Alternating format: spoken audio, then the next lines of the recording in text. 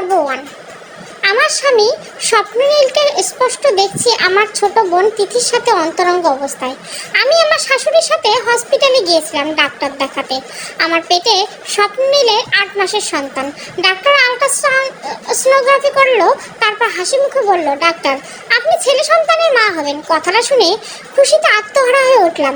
এই প্রথম সন্তানের মা হতে চলেছি। অনুভূতিটা কেমন হবে সেটা অবশ্যই যারা মা হয়েছেন তারা বুঝতে পারছেন। আমার শাশুড়ির গলায় পড়া একটা সোনার চেন ছিল। খুশির সংবাদ শুনে চেম্বারেই তিনি নিজের গলা থেকে চেনটা আমার গলায় পরিয়ে দিলেন।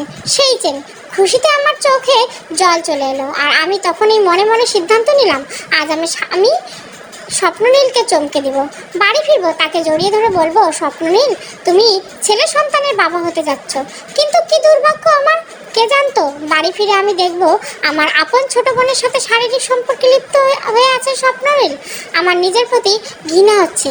তিথি আমার আপন ছোট বোন হয়ে কি করে কাজ করতে পারলো।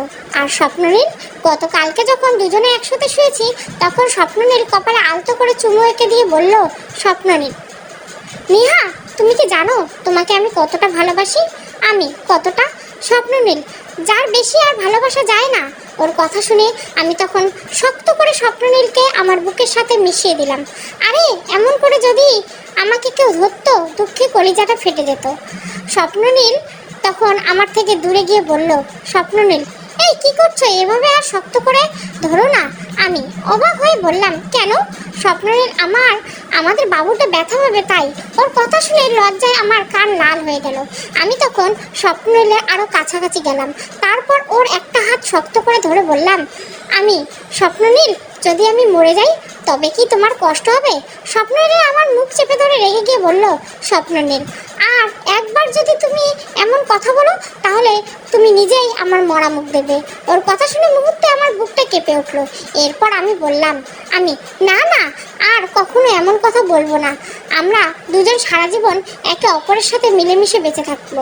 তারপর স্বপ্ননীল আমাকে তার আরো কাছে টেনে নিল আর আমার মাথায় হাত বুলিয়ে দিতে দিতে বলল, স্বপ্ননীল তোমার মাথায় হাত বুলিয়ে দেয় তুমি ঘুমাও কেমন? তখন আমার দুই চোখ জলে ভরে যাচ্ছিল। মনে মনে ভাবছিলাম, আমার কি ভাগ্য, না হলে মামার আমি কি করে এমন বর পাই। আমি ঘরে ঢুকতে ওরা দুজনে অপ্রস্তুত হয়ে বিছানায় উঠে বসলো।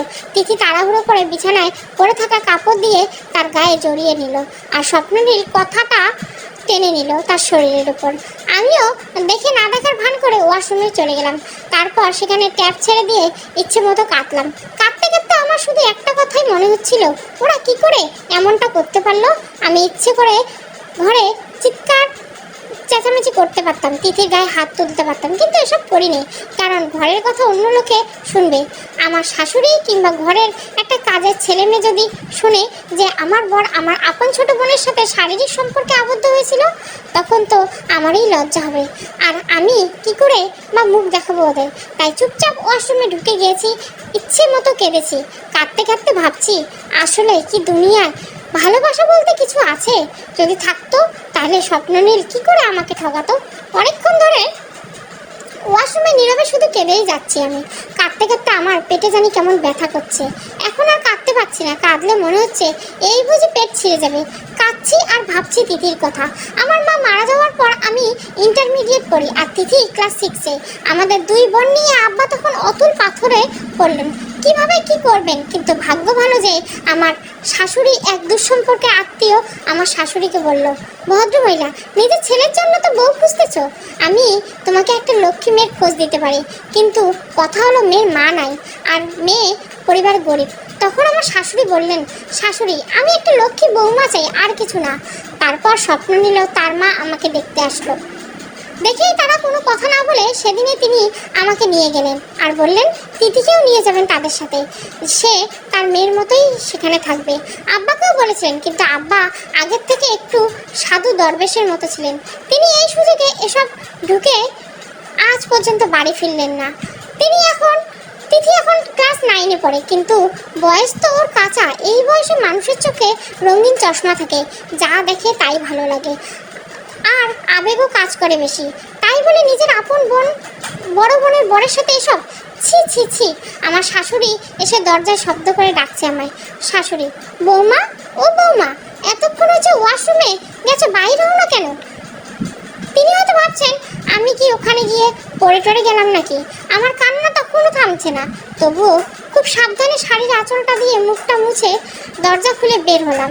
আমার শাশুড়ি আমার দিকে তাকিয়ে বলেন, শাশুড়ি তুমি কাঁদছো কেন বৌমা? আমি চাপা গলায় বললাম, আমি না আম্মা। কাঁদবো কেন আমি? শাশুড়ি, না তোমার মুখ দেখেই বোঝা যাচ্ছে কাঁদছো। কেন কাঁদছো তুমি? আমি না আম্মা কাঁদিনি, চোখে বেশি করে পানি দিচ্ছি তাই চোখ লাল হয়ে গেছে। শাশুড়ি, চোখ না হয় পানির কারণে লাল হয়েছে, কিন্তু গলার শব্দ তোমার ভেজা কেন বৌমা? আমি প্রায় ধরা খেয়ে গেছিলাম আমার শাশুড়ির কাছে, কিন্তু এই কথা কোনোভাবেই ওনার কাছে প্রকাশ করা যাবে না, শুনলেই তিনি ভীষণ কষ্ট পাবেন। তাছাড়া আমার আপন ছোট বোনের সম্পর্কে এমন একটা কথা কি করে বলি আমার শাশুড়ির কাছে? তাই আমি বানিয়ে বললাম, আমি আম্মা হঠাৎ আমার মায়ের কথা মনে পড়ছে। আমার মা তো সন্তান জন্ম দেওয়ার সময় মারা গেছিল, এই জন্য আমার ভয় হচ্ছে যদি আমি পুরো কথাটা শেষ করতে পারলাম না। আমি তার আগে আমার শাশুড়ি আমার মুখ চেপে ধরলেন। শাশুড়ি, চুপ করো, এমন অলক্ষণে কথা আর কখনো বলবে না বলছি। আমার নিজের কোনো মেয়ে সন্তান নাই, বিয়ের পর থেকে আমি নিজেই তোমার এই মেয়ের মতো দেখে আসছি, ভালোবাসছি। আমি তোমারে ছাড়া বাঁচবো কেমনে গো মা? কথাটা বলে আমার শাশুড়ি কেঁদে উঠলো হাউমাউ করে। আমি বললাম, আম্মা থামেন, প্লিজ থামেন, আমি আর কখনো এমন কথা বলবো না, কখনো না। আমার শাশুড়ি তখন আমাকে জড়িয়ে ধরে আমার কপালে চুমু খেলেন। শাশুড়ি, যাই যেন তাই, আজকে সারাদিন আমার কাছ থেকে আড়াল রয়েছে তিথি, এমনকি দুপুরবেলা খাবার পর্যন্ত খায়নি। আম্মাকে ডেকেছে কয়েকবার, সে বলছে পেটে গ্যাস করেছে তাই খাবে না, কিন্তু সন্ধ্যাবেলায় হঠাৎ সে আমার কাছে আসলো, এসে আমার পায়ে ধরে কেঁদে উঠলো। তিথির প্রতি আমার অসম্ভব দুর্বলতা আছে তার, আর এই দুর্বলতাই নাম মায়া, মায়ার আর এক নাম ভালোবাসা। আমি তিথিকে খুব ভালোবাসি। বিয়ের আগে ও পরে আমার নিজের জন্য ওর কাপড়ের চেয়ে দামি কাপড় আমি কিনতে পারিনি। ওর খাওয়ার আগে আমি দুমুঠো ভাত আমি মুখে দিইনি।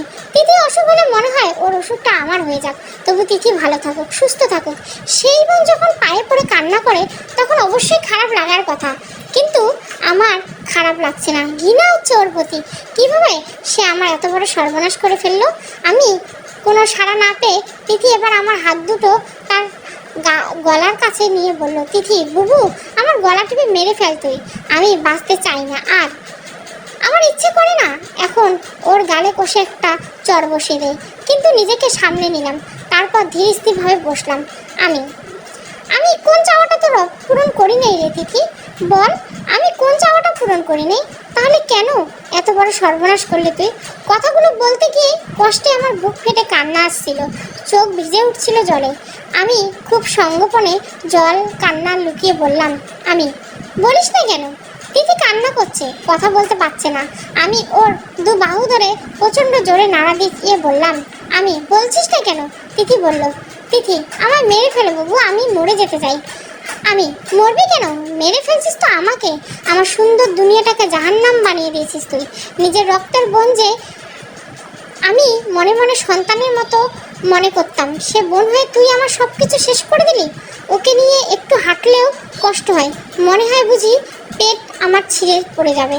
তিথি কান্না মাখা গলায় কাঁদতে কাঁদতে বলল, তিথি আমি বুঝতে পারিনি বাবু, আমি না বলতে পারিনি। আমি না বলতে পারিসনি মানে? তিথি আমার লজ্জা করছে বলতে। কথাটা শুনে আমার মেজাজ একেবারে খিটখিটে হয়ে গেল, আর রাগে আমার শরীর কাঁপতে লাগলো। নিজেকে সামলাতে না পেরে হাতের সমস্ত শক্তি দিয়ে তিথির গালে একটা চর বসিয়ে দিলাম। আমি বোন জামাইয়ের সাথে এখন উলঙ্গ শুয়েছিলি, তখন লজ্জা করেনি তোর? তিথি আমার চর খেয়ে ছিটকে পড়লো খানিকটা দূরে, তারপর শব্দ করে কেঁদে উঠলো। আমি দৌড়ে গিয়ে ওর মুখ চেপে ধরলাম। আমি আস্তে, চুপ হয়ে যা বলছি, খবরদার জোরে কান্না করবি না। আমার শরীর এমনিতেই দুর্বল, একটু টেনশন হলে সারা শরীর ঘামতে থাকে, মাথার ভার হয়ে আসে। পেটের বাচ্চাটা বড় হয়ে আসছে, ওকে নিয়ে একটু হাঁটলে কষ্ট হয়, মনে হয় এই বুঝি পেট ছিঁড়ে যাবে। ভাগ্যিস তিথির কান্নার শব্দ আম্মা শুনতে পায়নি, শুনে ফেললে বিপদ হতো। তার কাছে আরেকটা মিথ্যে কথা বানিয়ে বলতে হবে, অথবা তিনি যদি জেনে ফেলেন যে ভাই বোনের মতো এক ছাদের নিচে বেড়ে ওঠা এই দুজন আসলে ভাই বোন নয়, এদের মধ্যে গড়ে উঠছে নোংরা সম্পর্ক, তখন তিনি সহ্য করতে পারবেন না এসব। তারপর তিথি বলল, তিথি বুবু আজ রাতে আমি এখান থেকে চলে যাব, কেউ জানবে না আমি কোথায় গেছি, ভাইয়াও জানবে না আমি কোথায় আছি। তখন দেখবি ভাইয়া তোর তোর সাথে আগের মতো ভালো থাকবে।